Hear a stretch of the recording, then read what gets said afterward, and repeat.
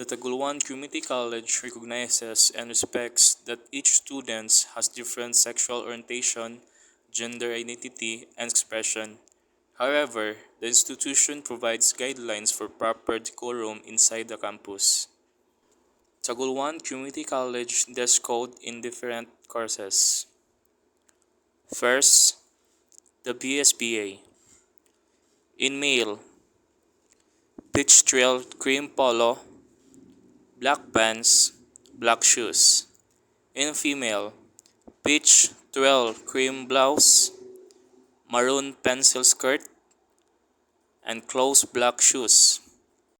In criminology, male and female, light blue polo with complete paraphernalia, navy blue slacks, and wet look shoes.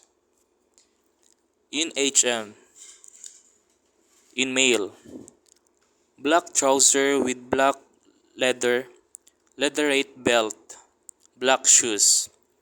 In female, white long sleeve with black vest, black skirt with knee level length, black stocking, and black closed shoes 2 inches high.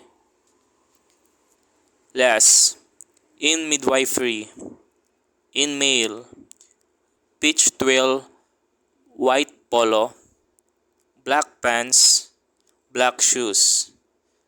And female, below the knee, peach twill, white dress, and closed black shoes. Dress and hair code policy. The dress code policy outlines how we expect our student to dress at school.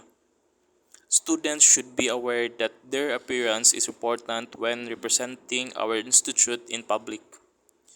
The appearance of the student can have a positive or negative impact on our institution's vision, goals, and culture. Male haircut policies.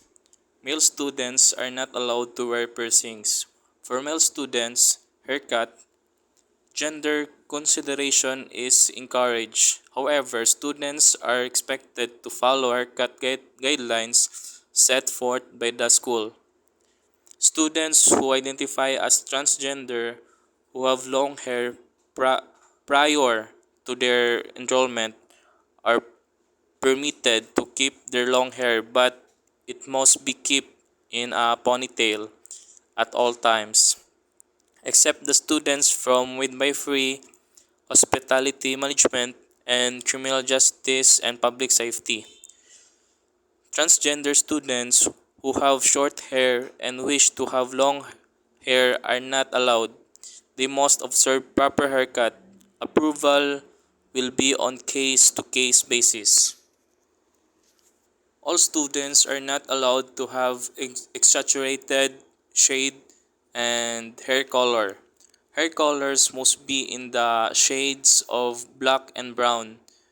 Other hair colors are not allowed.